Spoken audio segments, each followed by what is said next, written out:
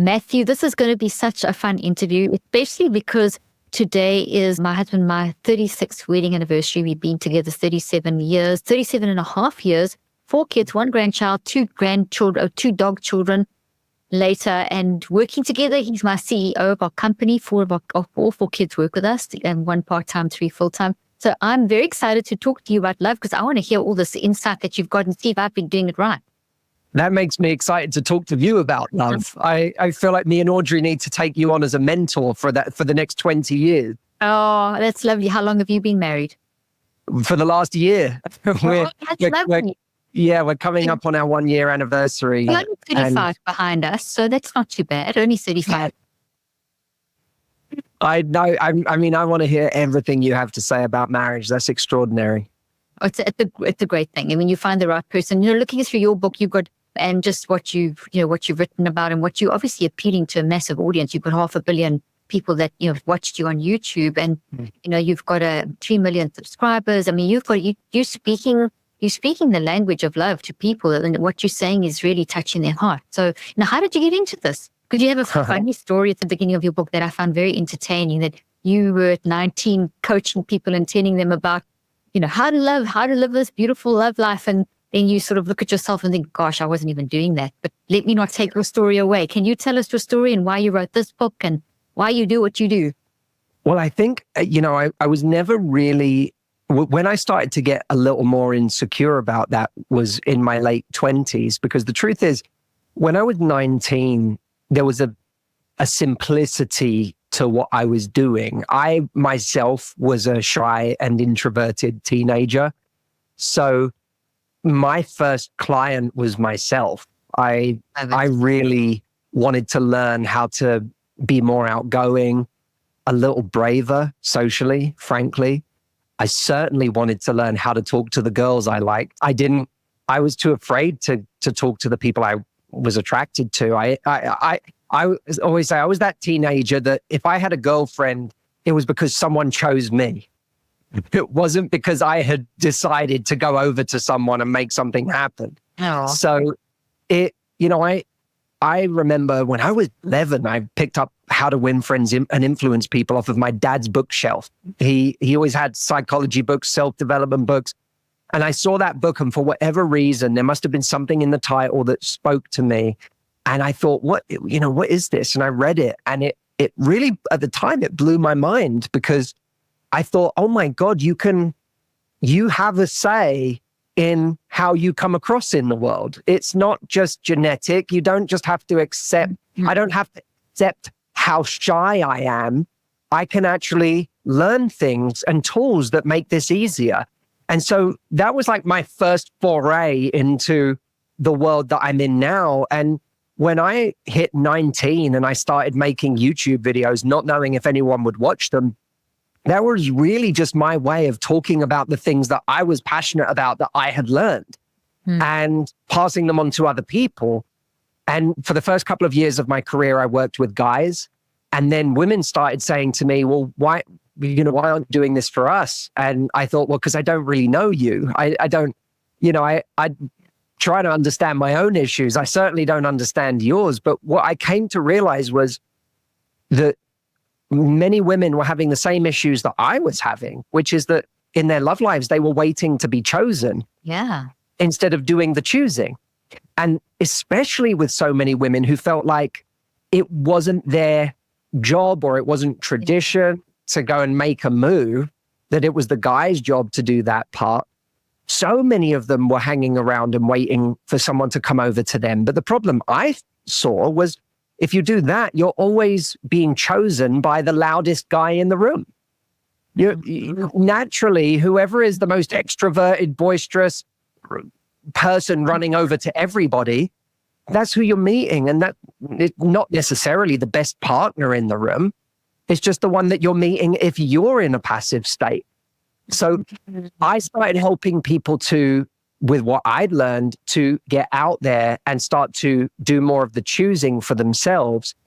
And I had this theory at the time that I've been doing this for 17 years now, which is crazy to me. But when I started out, I had this theory that was a little bit naive, that people were settling for people who didn't treat them well because they didn't have enough choice. And that if they had more choice, they would choose someone better. And so my whole thing was, let me help them get more choice. So, and I had this kind of analogy at the time that caught on and was one of the things I initially became known for, was saying to people, look, if you say I don't make the first move because I'm old fashioned, then you don't know what old fashioned was. Old fashioned was 100 years ago. A woman might walk past a guy, drop the handkerchief and keep walking. And the guy would see the handkerchief and pick it up and take it over to her and say, madam, you dropped this. And she'd say, did I? And they'd now have a conversation that he thought was his idea, but it wasn't his idea, it was hers. So what I started saying to people was, I'm going to show you how to drop the handkerchief in the modern era so that you can choose the people you want, but without feeling like you're going out there in a very aggressive or kind of overly forward way that makes you uncomfortable. I was partly right. I was partly right because it did help people get out there more, and it empowered people to suddenly have more choice. What I was grossly wrong about was that if people had more choices, they would choose people who treated them better. Well, what I had to learn over a decade of coaching people and working with many, many people was that even when people had more choice, there was something in their wiring and in the instincts that they had learned or what they had learned to value or to be familiar with, which is straying into all sorts of work that I know you do. Yeah. That kept leading them back, not to people who would make them happy, but to people who felt familiar. And that my work today more than ever, and so much of the work of my new book, is helping people understand what's happening with us, that despite wanting love so badly and despite saying we want a certain kind of beautiful love, we keep being drawn back to situations that hurt us. You really highlighted such a very, very important point that is so much better understood. But when I started nearly 40 years ago, the whole concept of mind, brain, body and how our lifestyle, our experiences as a child, how that wires into our whole network and drives us, and how that influences how it plays out into relationships in our future. And that was very not really spoken about much in those days. It was when I started in my field, it was, I did it in various different arenas, from people with traumas and so on, but still relationships. In other words, what you're experiencing, how you grew up, all of that did influence. And, you're talking about that. It's just so relevant. It's how we relate and the kinds of relationships we stay in. And that's really what hit me about what you were saying, is that people will stay in relationships that aren't good for them because they're comfortable or it's meeting some kind of need that's a need that potentially isn't a need. It's potentially more something that's either familiar or something that they understand. And, but it's not necessarily good for them, or it's maintaining a coping mechanism that they've developed from whatever they've gone through. And so they're in a relationship that sustains that, and it's not a good coping mechanism, and it creates not a healthy environment and that kind of thing. So that's really great point that you've raised. And I'd love to how it's played out in your, on a practical level. Yeah, everything you just said it so resonates with me, and it's so lovely to talk to someone who has such a deep knowledge of that and the history of how that's evolved. In our understanding of those things have evolved. I have so much respect for your knowledge in this area. I think for those of us who came upon that knowledge, I suppose in an empirical sense over time, it took me a long time to sort of logically understand why is it that we keep choosing these things that we say we don't want? Why do we, as you say, stay in these situations that are so deeply miserable and make us so unhappy? We can stay in relationships that are a version of hell. Exactly. And you compromise. People compromise their values. They compromise their safety, their security, they all kinds of stuff. I mean, I've just seen it as you have. Sorry, I didn't mean to interrupt you. No, it's so important what you're saying, and it took me a long time to realize a very simple thing, which is that when something is unfamiliar to us, it feels scary no matter what it is. It doesn't, we think that if it was unfamiliar and it's good, that would be enough. But actually, whether it's unfamiliar and it's bad or unfamiliar and it's good or positive, both scare us. I used to wonder, like, why would anyone, I remember when I was in my 20s and feeling in a very ambitious mindset, I would whenever I would hear people describe a list of fears, one of the fears always was like fear of success. And that was the one I never fully understood.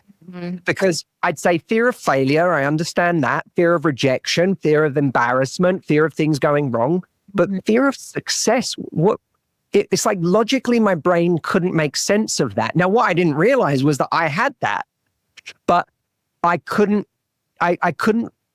think I had that, and I couldn't logically figure out why anyone would be afraid of success. And a huge part of it, I realized, is just anything that is outside of what we know is scary to us.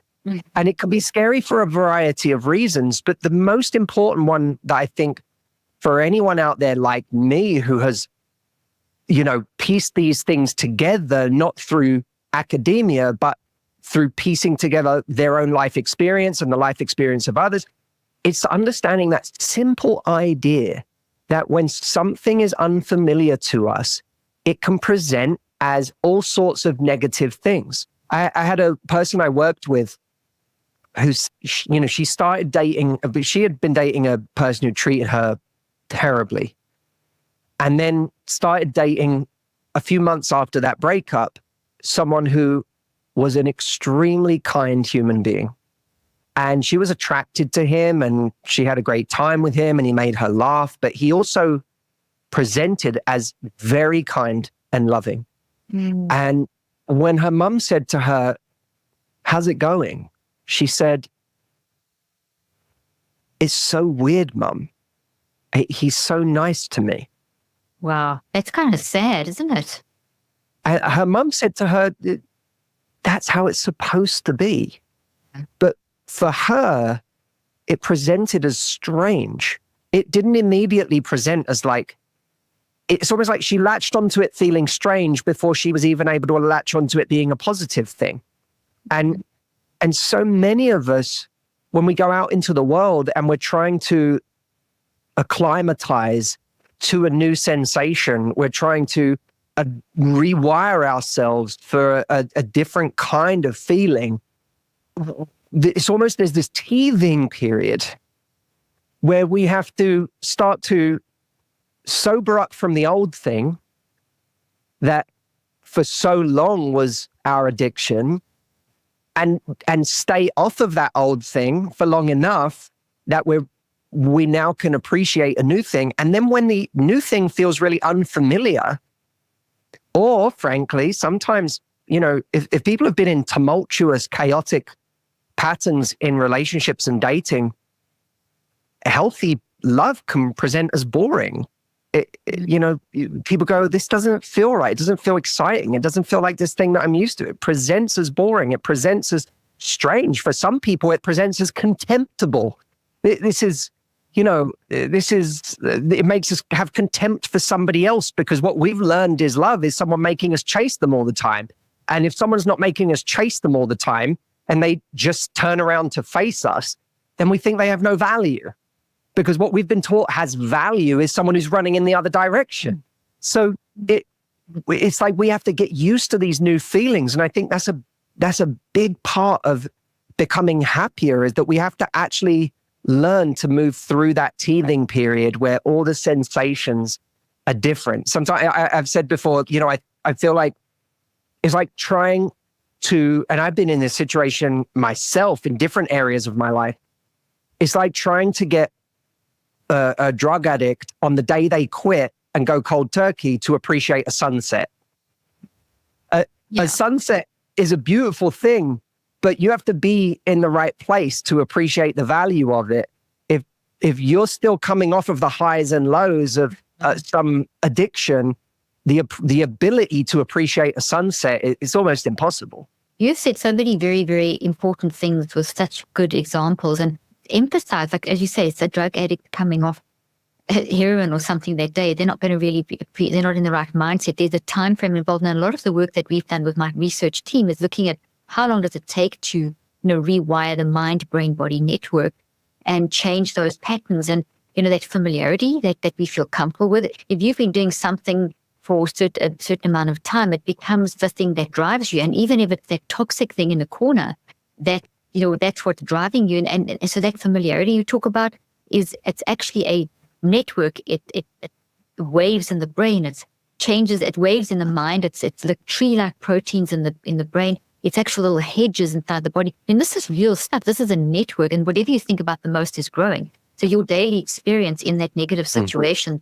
having to chase to get attention, having to please the narcissist personality, having to, deal with someone who's unkind, and then sort of handing out kindness almost like a reward, and thinking that if that's what you've had for longer than 63 days, which is the time it actually takes to form a habit, which is about 9 weeks. If you've had that for multiple 2 years, that's 6 cycles of you've wired in a network that is being reinforced daily. And even though it may be a tiny network of ugly cluster of trees in a forest somewhere, imagine your mind being a whole forest of thoughts, because thoughts look like trees and hedges and so on inside the brain and the body. Imagine that you've just gone to one area, you've forgotten all about, or you're missing all the screen stuff. You're looking at life through this one avenue, and you get stuck there. So then maybe you get out of that relationship, but you get someone who is exactly the same. And this is what I'm hearing you say. And then you said something else. I'm giving you a bit of the science behind it or whatever, which is some of the stuff we work on. And you also said there that it's like we need some time to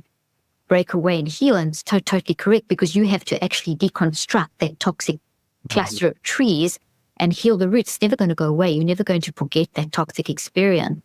And once you to do the work of deconstructing and reconstructing, that takes time. And that's when you talk about having that separation. So to get that ugly part shrunk and root healed, and so it's just a teeny little branch, there's this beautiful new, hey, this is what relationships could look like. That takes time. But people aren't, they aren't talking about the time or teaching about the time. And I think this is a big thing. What you're doing is you helping people to see, hey, there's, I don't know if you've spoken directly about sort of time per se, but you do talk about the fact that you've got to have the separation and you need it. So scientifically, and science is very spiritual, it's human. It's not something, in a lab. It's life. Science is life. It's how we function. We need that separation in order to regrow and in order to be able to change how you play out into the future. And relationships is critical. I love that. You hit the hammer on the nail when you said in the beginning, you thought if you could just get them to change or to make choices, but it wasn't so much that, because they'll choose the same thing. So what here is, what is guiding your choice? Am I hearing you correctly?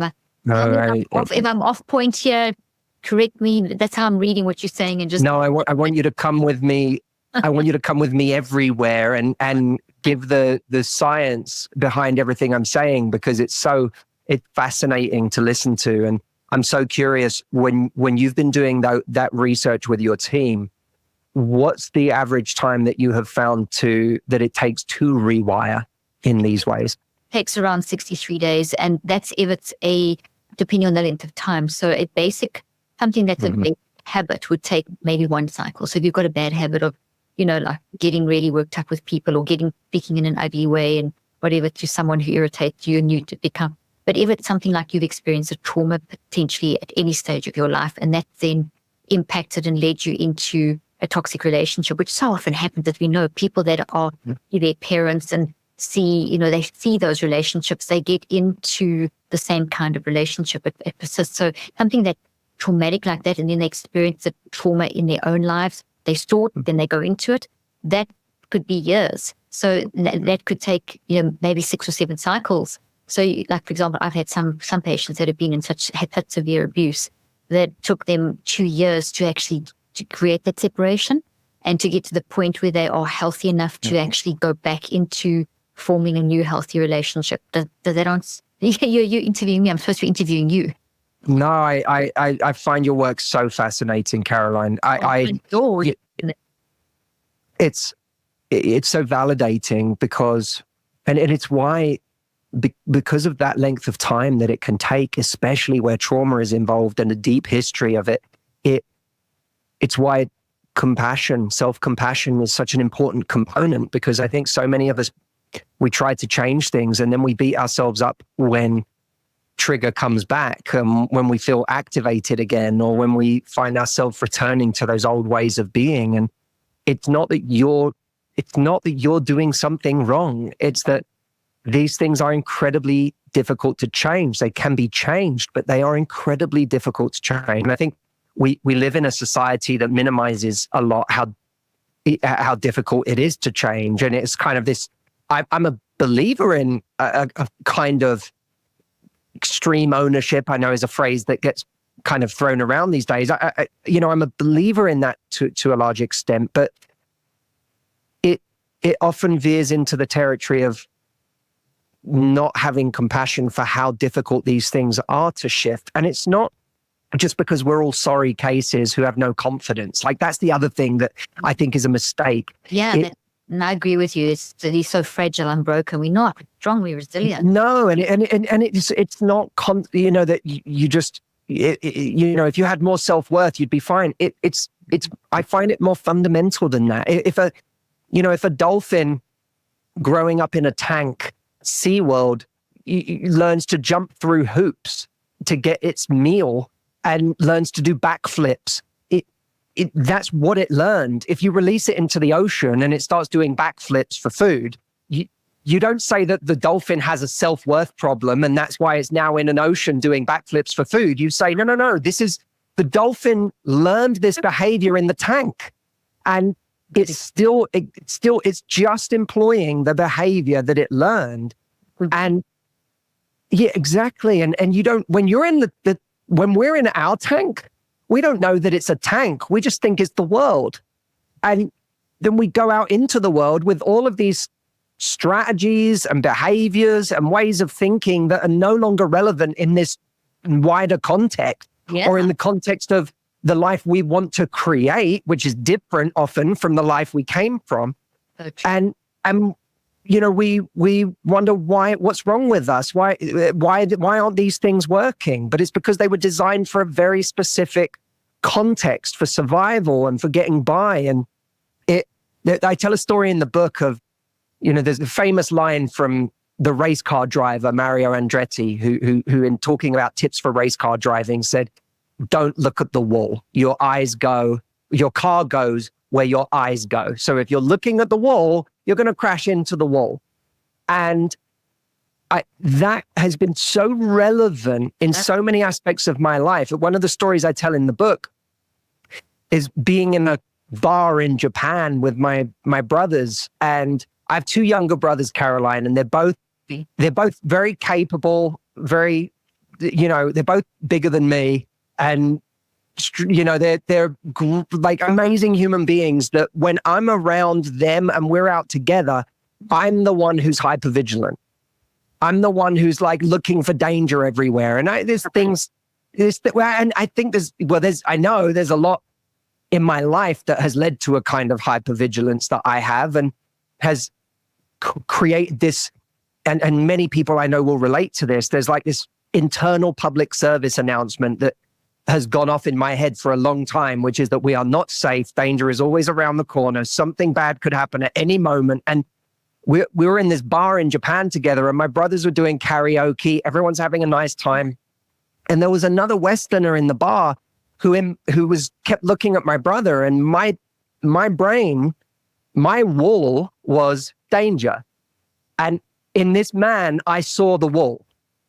And I said, oh, this person's going to hurt my brother. Something's going to happen here. Short story. I tell the longer version in the book, but I ended up confronting the person, not in a polite way, and essentially precipitating a problem.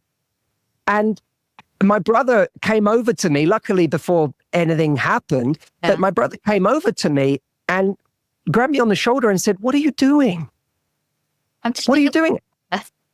Oh, I said, "You don't know," in my head, because of course a whole story has happened in my head. I said to him, "You don't understand. This is going to happen." And you guys, and then I got angry at them and said, "You guys don't even pay attention. I'm the one who has to do this because you don't." Like, it was a whole thing. And then I remember thinking, how do my brothers not end up getting in trouble every night they go out with how oblivious they are? How do they leave the house and survive? That's in my head. That's what I'm thinking. And then I realized they don't find themselves in situations like this because they're not staring at the wall. I am. And if you're staring at the wall, you'll always find it. And if there isn't a wall, you'll create a wall so that you can crash into it.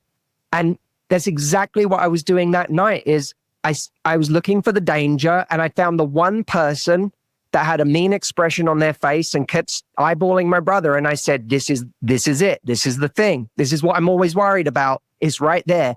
And we do that throughout our lives. And the danger is when we look at the wall for long enough, we don't know that it's a wall anymore. We just think it's life. And that's what happens to people in their love lives. Yeah, it does. They get stuck in that forest. They get stuck in the wall.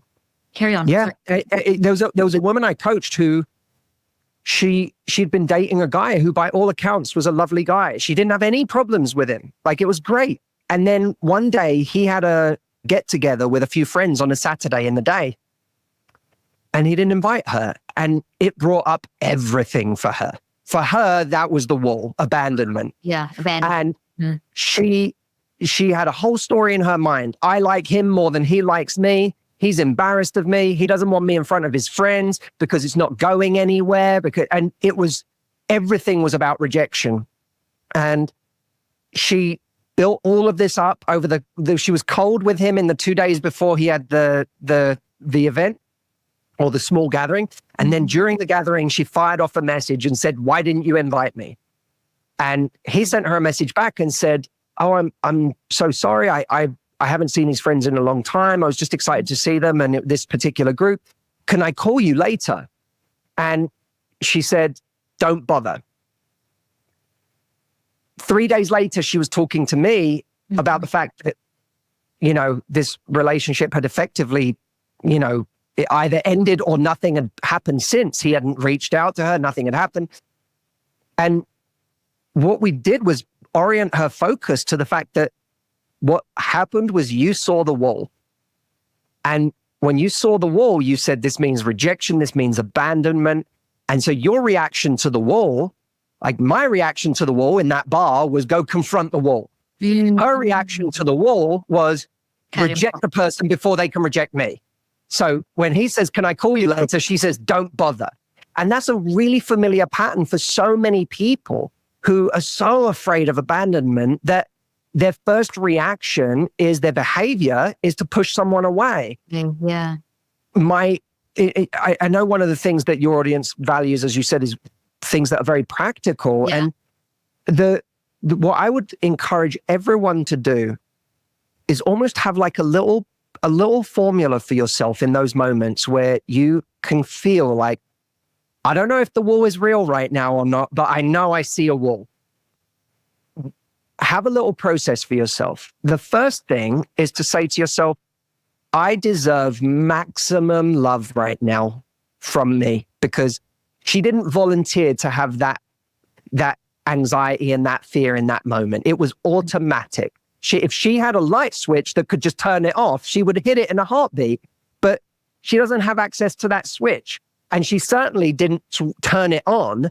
It just arrived. And if something just arrived, then you know that this comes from some time in your life where that was a necessary reaction, or that was the best you could do at the time, and it became ingrained. So what's happening right now is, whether or not this situation is real, whether or not, we don't know. We don't know if he liked her less than she liked him. Mm-hmm. We don't know if it was all going well and she blew it. We have no idea. But what we know, all we know is that this has been consistent in her life. It doesn't just relate to this That person. being a pattern.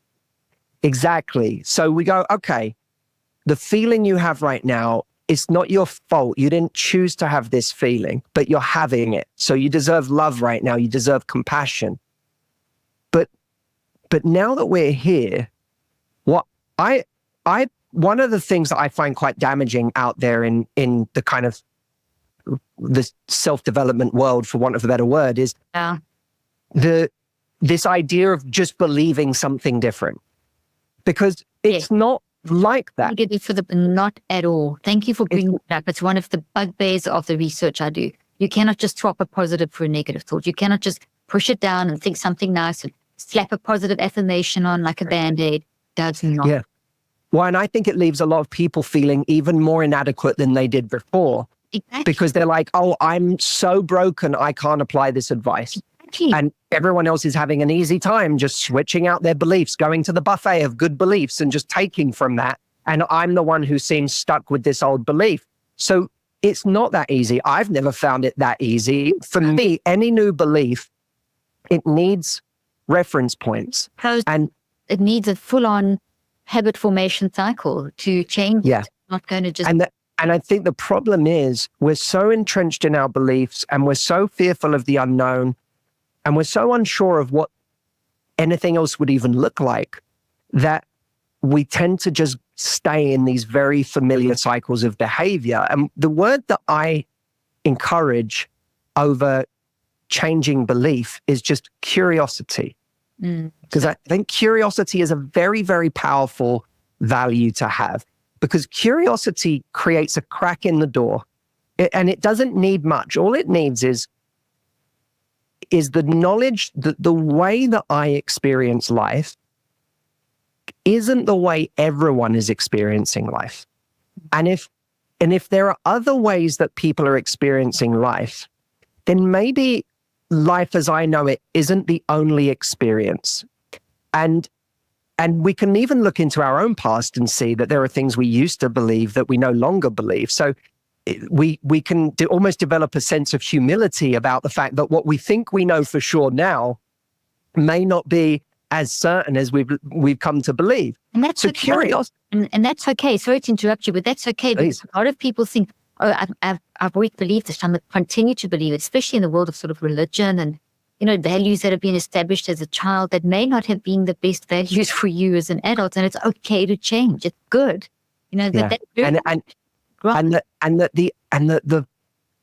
just the humility of saying other experiences are available than the one that I'm having.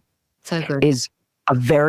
That's a very valuable, like in a way, just a foundational idea. It's like Inception. If you just believe that, then other kinds of ways of being, other ways of experiencing life are possible. So curiosity says, what if I did something a little bit different to what I normally do? Could it get a slightly different result? And this is where I encourage people to just you don't have to believe anything different. Just become a social experimenter in your own life. What happens if instead of that guy saying, can I call you later, instead of saying, don't bother, what happens if you just say, yeah, let's do that? You don't have to be ultra warm in your response. Just, yeah, let's do that. And then when you get on the phone, you say, I have had a bad day today.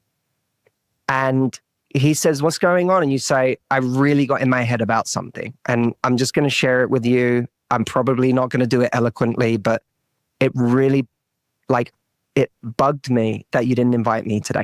Even if you did that, which is not it's certainly not the ideal way to approach it. It's not perfect, but at least it would be a few percentage points different to what you normally do. Yeah. That opening that creates for something different to happen, even if it gets you into a conversation that's a different kind of conversation than the one you normally end up in, even if it's not the ideal result, your brain starts to go, something different happened. And if different is possible, then what I've been telling myself is reality all this time is actually just my wall. And now I can keep experimenting in different ways to get different kinds of different. And I know that may sound a bit abstract, but I truly believe it's like this is a master key that is actually doable, instead of feeling like I hate myself for feeling jealous or insecure or feeling abandoned or feeling like I'm not good enough or, not being more confident in this moment. And there's nothing I can do about it. And this is just what life is like for me. Instead, you go, I deserve love in this moment because it sucks to be me right now and being triggered in this way. And I didn't choose my triggers. So this sucks and I'm going to give myself love. I'm also going to develop ultimate curiosity in just saying, what happens if I try something slightly different, 1 degree to the left or the right of what I would normally do? Let me just experiment with life and see what happens. And my God, it's fascinating what happens when we do that. And it can be the basis of starting to I think about it not as changing your belief, but simply messing with your current belief. I love it. This podcast is called Cleaning Up the Mental Mess. And as you know, and my books, and my most recent book also called Cleaning Up Your Mental Mess. And the reason I chose that is because we have a messy mind, and that's okay. It is messy being a human, but you also have a wise mind. So you have this wisdom that we have that is inherently part of our psychoneurobiological network. We call it as scientists being wired for love or wired for bliss. There's different ways of looking at it. And essentially what you do is you allow that messiness to the acceptance. It's okay to be a mess. I'm learning there's reasons why I'm doing this, and there's reasons I'm showing up with the sending of the text saying don't bother. That's not who I am. That's coming from something. It's okay to be messy, but I'm not going to stay there. And that's what I'm hearing you say. I'm not going to stay there. I'm going to be curious. I'm going to say, maybe I can do just something a little bit different. So for my audience that are listening and familiar with this concept I've researched and developed for years called the neurocycle, it's basically how experiences get into us and how we can recognize how they're impacting us and how they can go out. So to take your case example of the client that came to you who said, sent the text, don't bother, I'm really hurt. The whole thing you've described. So for my audience, basically what you've gone through is a neurocycle where you become aware of your signals, how you're showing up. You observe them, you become curious about why am I showing up like that? And it's okay. Let me see what I can do about this. Maybe I can, and you go into an action where it is, do something slightly different. Say, okay, well, let's have a call. Let's have this discussion. And so you're encouraging people to progress forward as opposed to just going round and round in circles. So there's a whole bunch of science behind what you're doing. And so my audience will understand exactly how to apply these brilliant principles that these examples that you're giving. So good job. No, thank you. Thank you so much. I've become very passionate about it because it's, you see, I think this, over and over and over again. And, one of the most damaging and defeating ideas is just this idea that I am broken. I can't change.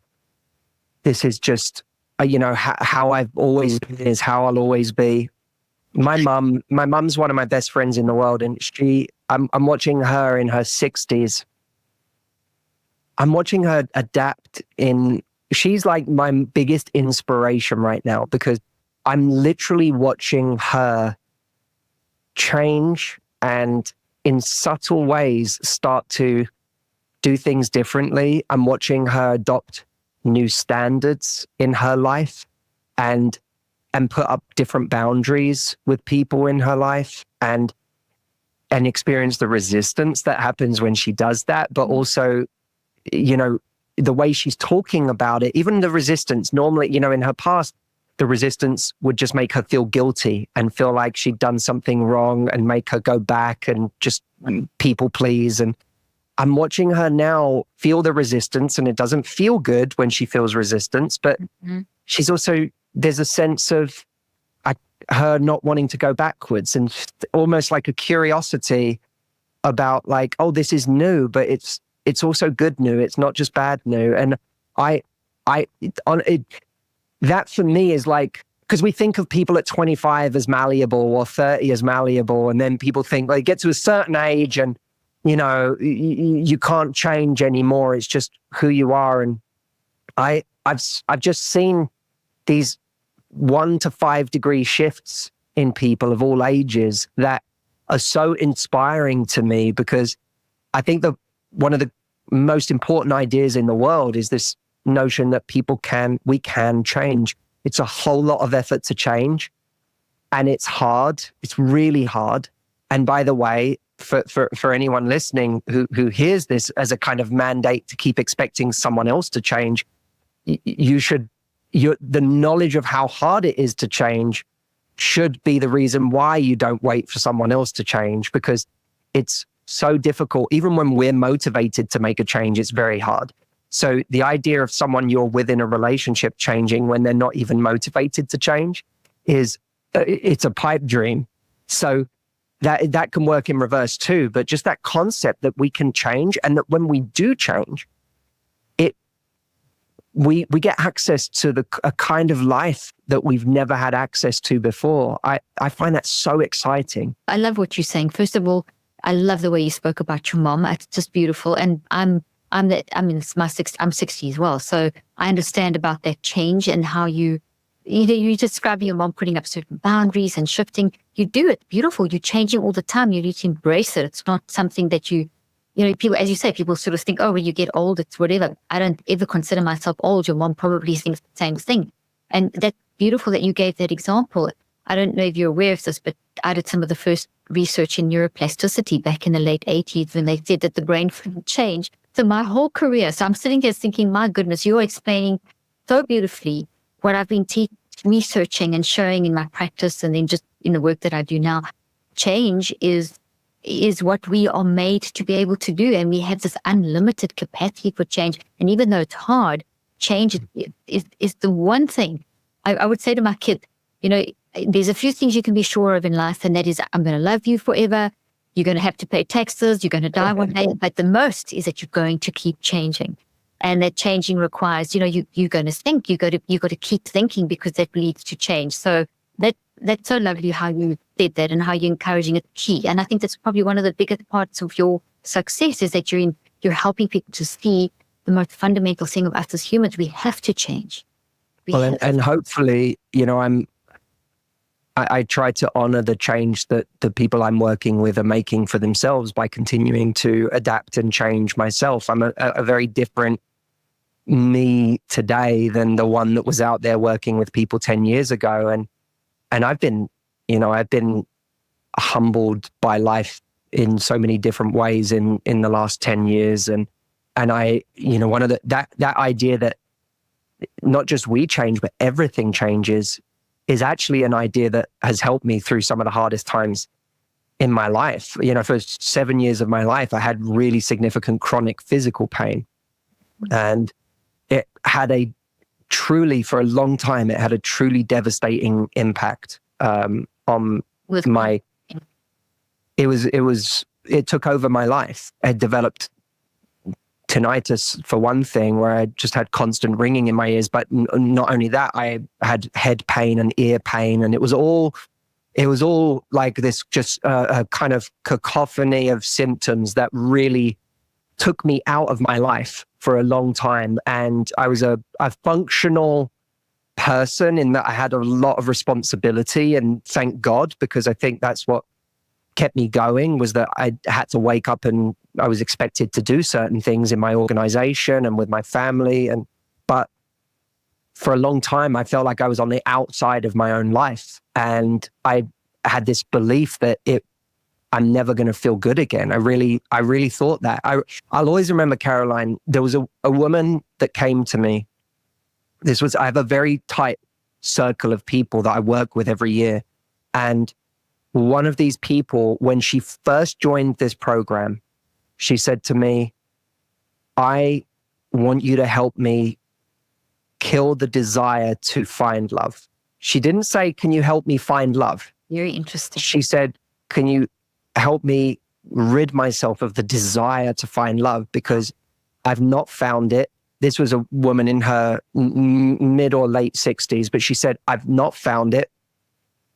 I don't believe I'm going to find it. And if I never do, and I hold on to this desire, I'm going to be unhappy for the rest of my life. And Therefore, I need to get rid of it so that I can finally be at peace and be happy.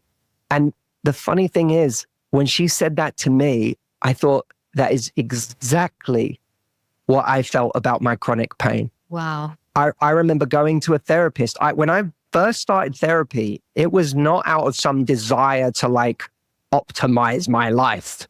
I remember going to therapy because I was in such a dark place that I thought, I don't know what else to do. And I sat in front of this therapist and I said, this chronic pain is ruining my life.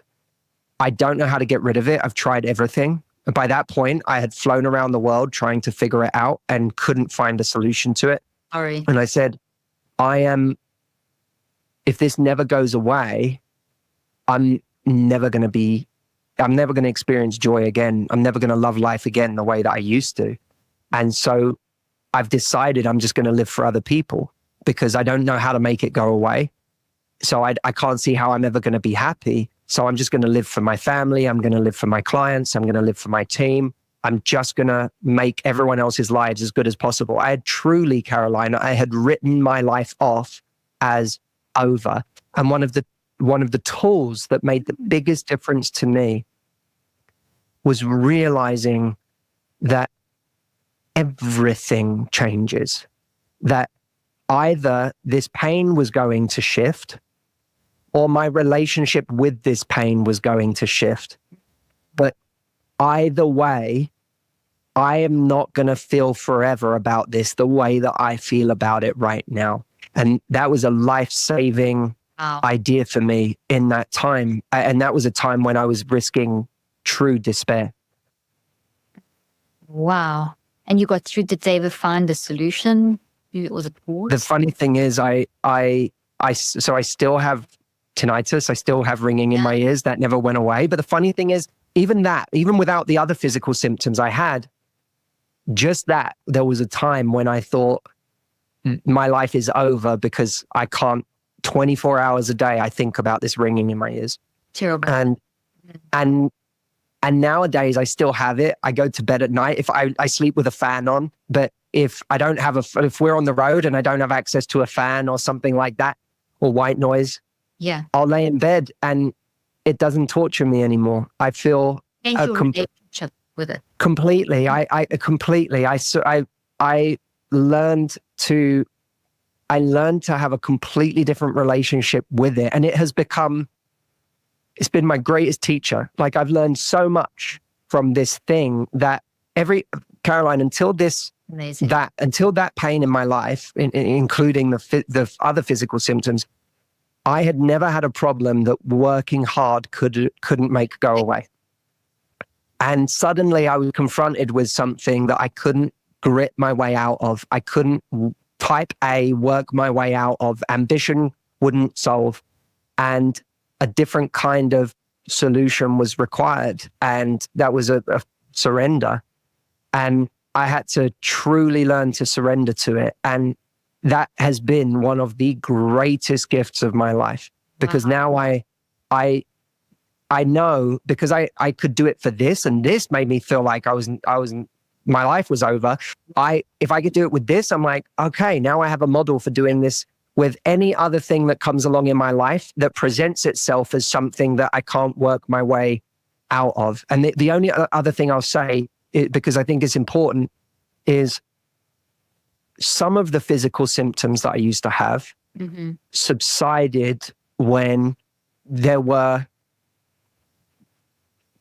elements of my life that were causes of chronic pain and chronic emotional stress, that once I removed those from my life, my physical symptoms started to calm down. And I was shocked by that. And I don't want this to become, I'm really cautious, because my ringing in my ears is still there. And in a sense, I'm grateful for that, because I don't ever want anyone to say, well, it's fine now because the pain went away. There's still something there. And actually learning to change my relationship with that has been incredible. But some elements went away, like the headaches and the ear pain that I had that was constant in my life, and the dizziness and an array of symptoms. Those things calmed way down when I started to remove elements of chronic stress, anxiety, and sadness from my life. And you know, there are elements of that I don't talk about publicly, but everyone has, whether it's situations or people in their lives that, if you're honest with yourself, are causes of chronic pain. And I've come to realize in life the extent to which that shows up in our body over time. And I know there are people who have, their life's work is studying those connections, but it's been very real to me that one of the key things we have to do in life is start to look at what are these sources of stress and anxiety and pain in my life that I keep pretending aren't there, or I keep making light of, or I keep talking about as if they're not as bad as they really are. That if I started to address my proximity to those things, it might actually give me a fighting chance at starting to become healthier and feel better again. Thank you for sharing that. And, you know, you talk about people studying that. That's my field. It's called psychoneurobiology. And I've been showing for 40 years now. We just published another paper recently just showing the link between the mind, brain, body connection. All my life's work is, we've actually got a mental health technology platform which enables people to be able to do exactly pretty much what you've done. So you've learned that you had to deal with the core issue. You had to use your mind, because your mind drives your mental capacity, your mental ability, and it drives your brain and body. It's not your brain driving things. Your brain does nothing without your mind. It's your mind doing the work. And what you've tapped into is this awareness of the messy mind and the wise mind. You didn't use those terms and whatever, but you've tapped into recognizing that you had to, with your mind, find the source, and that's how that source was playing out in your body. So yes, anxiety, depression, these are signals. The body pain, these are signals. The perspectives, the mindset, the behavior, these are all signals of that are attached to an experience. And that experience is a thought built of memories, lots of 10,000, 20,000 memories of experiences. And unless we go down to the root and reconstruct, we will land up having these vulnerabilities and playing out into physical and mental pain in our brains, minds, and bodies. And so that psychoneurobiology, that we just, as I said, released a paper last week again on how we can, with our mind, change this. And we've shown through mind work how you can change it. And as for that's, I call it tinnitus, South African version tinnitus. That's, I'm also qualified as an audiologist years ago, and it's one of the many things that I did. I don't practice as that at all, but we studied that, and we're about to actually at some point in the next couple of years work on with my team on that. But tinnitus ringing in the ears, it has tremendous mental health impacts, and that stress it causes, the pain and that kind of thing that you're feeling. This is and it's not enough research has been done on that, and people don't realize. So your story is very, very, very powerful. And I'd love to do another interview where we talk around that even more and in depth, because it's very real and a lot of people are not talking about it. And thank you for that on this podcast. No, I thank you for saying that. I think what you're doing it saves lives, because it's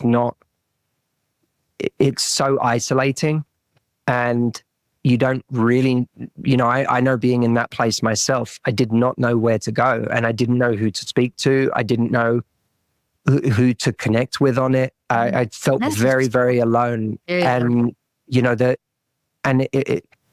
the work you're doing is so profound, because there aren't actually that many people in the world who truly understand it. When you get into the orbit of many doctors, there's a limit to, and there's in no way me knocking them, but there's just a limit to what they know and what tools they have. And, I think what's interesting for me is, in relation to those things, you said the, depression or anxiety or sadness, or that, I think you did use the word like, they are early, like, warning signs, or they're all warning. There's 4 categories of warning signals. Yeah. And I don't know, I wonder how many people in your audience will relate to this, but part of the problem for me is that I wasn't in my life very good at tuning into what I was really feeling at any given time. So I was so good at burying overwhelm, at burying stress, at burying pain, at not just steaming forward in my life and not acknowledging how anything or anyone was making me feel. And like a volcano and exploded. Yeah, exactly. And there was a point in my life where, it was like biology put a halt to me ignoring these things. And it's fun. And I see the same thing happen to almost circle back to where we started with people staying in these negative and toxic relationships. Is I've watched people not staying in very, very destructive, chaotic, and unhappy relationships because they are not tuning in to how that relationship is making them feel. Okay. They're so focused on holding on to this person, white knuckling this relationship, thinking that if they could just bring this person around or if they could just change this or that, they're so fixated on what they think they need to get from this relationship or holding on to this person that at no point do they ever confront the reality that this person makes them deeply, deeply unhappy. And I'm stuck in a bad situation. And yeah, exactly. Values and yeah. There's no, we're not tuning in, because if we were being guided by our feelings, out what would make us happy or what makes us feel peaceful, we would have been out of there a long time ago. Exactly. But we're not being guided by those. We're not even acknowledging how bad we feel. I remember being in a very painful relationship that I wasn't being honest with myself about how awful every day was.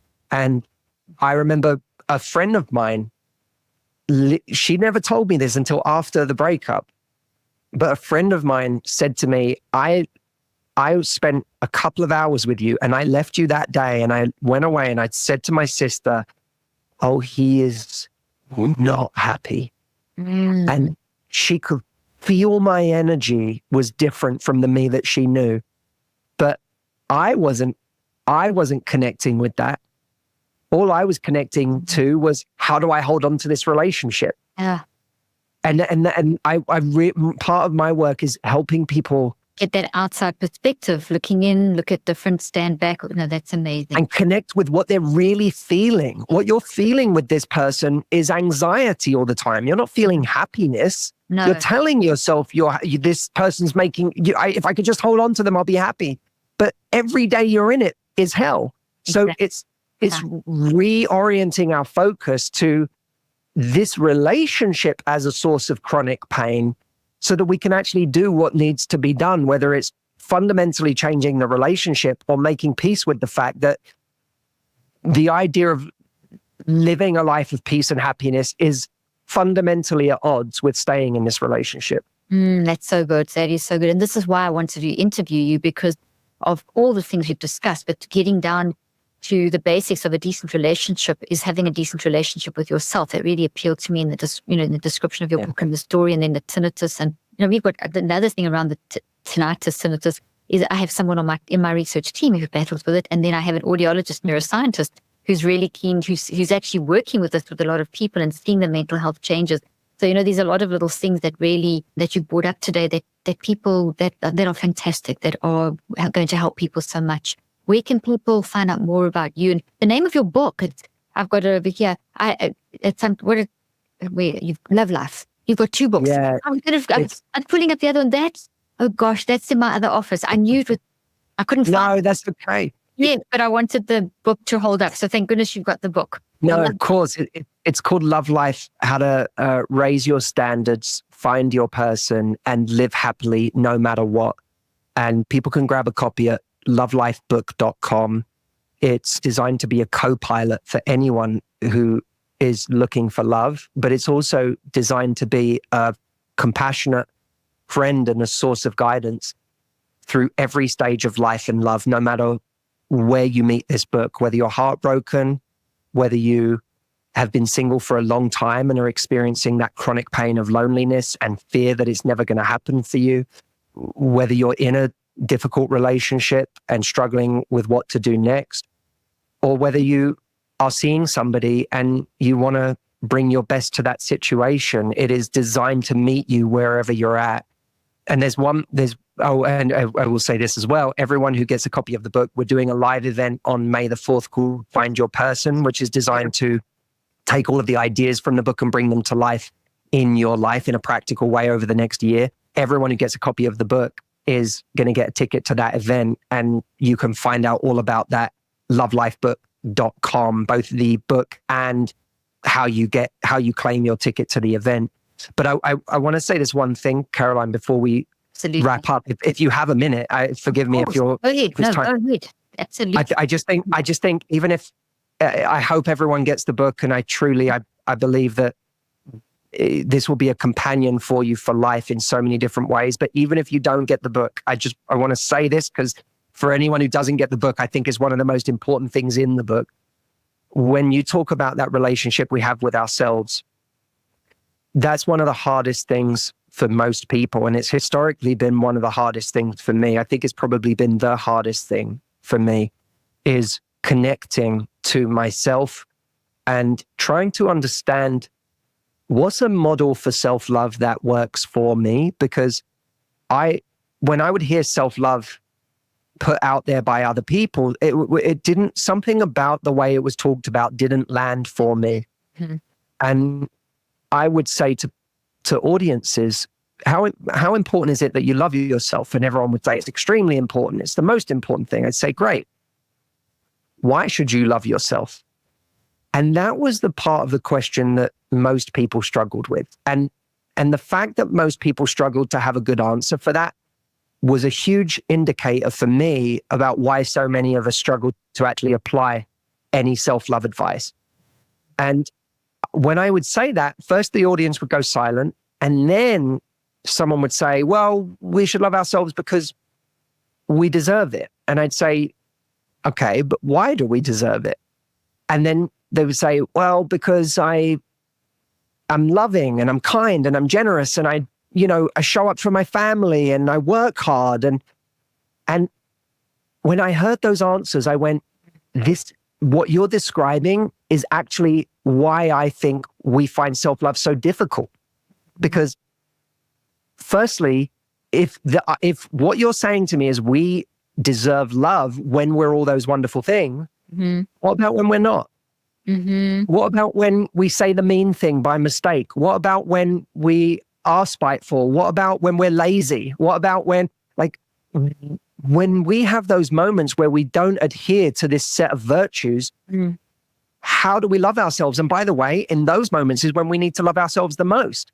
So on what basis do we love ourselves holistically, even in the dark times? And people had a much harder time answering that question. Mm-hmm. And so what I started realizing was we are applying a romantic model to self-love that does not work when it comes to loving ourselves. Because when we fall in love romantically, we fall in love. It's easy. It's like they're hot, they're exciting, they're fun, they're playful, they're successful, whatever it is. There's something about them and we fall in love with them. And the closer we get to them, by the way, the more there's a danger, and this is what happens in a lot of relationships, that familiarity with that person will lead to contempt. Yes. And a lot of long-term relationships fail because at a certain point, that familiarity with another person where we minimize their good parts now and we focus on all their difficult parts leads to a kind of contempt that makes us feel like the grass is greener somewhere else. Now, if familiarity breeds contempt, when it comes to ourselves, who would we have more contempt for? We've been with ourselves every second since the day we were born. There is no one we're more familiar with than us. So I started looking to other models for love that could actually work for me and for other people when it came to self-love. And one of the more interesting ones that I came across was the parent-child relationship. Because if you ask a parent, why do you love your child? Very rarely does a parent say, because they got an A in English last week and because they look really cute in their dress today and because if you ask a parent, why do you love your child? They just say, because they're my child. Yeah. Because they're mine. Yeah. And when I heard that phrase, because they're mine, that gave me the key to loving myself. Beautiful. Because I realized I'm the human that, whether by nature or God or whatever anyone believes, doesn't matter. I'm the human that I was given or I started with. Mm-hmm. And I imagine that at the beginning of my life, I was given one job. That it's almost like someone said to me, hey, look, you're going to take on a bunch of jobs voluntarily, friendships, marriage, raising children, whatever. But there is one job that no matter what else you do in life is always your job. And that is the job of taking care of, nurturing, standing up for, supporting, encouraging, and giving the best life you can to this human. I love that. That's a great note. I mean, that's just such a great note to end on, and such incredible advice. I love how you've explained that, and I would love to carry on. We'll have to do a part 2. I have another interview that I have to go into. So this has been amazing. I've loved it. Thank you so much for saying that about the self-love. That is really great, because people do throw that word around, but you really defined it in a different way. Yeah, we have to do it again, and we have to come and get you to speak to our audience, because what you do is so. I'm such a. Everything you've said is so deeply, deeply valuable, and I have such a deep respect for your profession and for what you do and for the experience that you bring to the table. We have to, at some point, whenever you want, come speak to our audience. We'd love to have you. Do that. I'd love to do that. It'd be amazing. It's been such a pleasure. I'm so glad we've connected, and this has been such a beautiful interview. Thank you so much. I look forward to talking again soon. Me too. Thank you, Caroline. Pick up that book. It's amazing, and my copy is actually in Miami. So thank you so much for coming in on the show. We'll put all the details in the show notes, and people can go pick up that book and share this podcast with lots of people. And thank you for what you do. And I look forward to talking again soon. Thank you. Thank you, Caroline.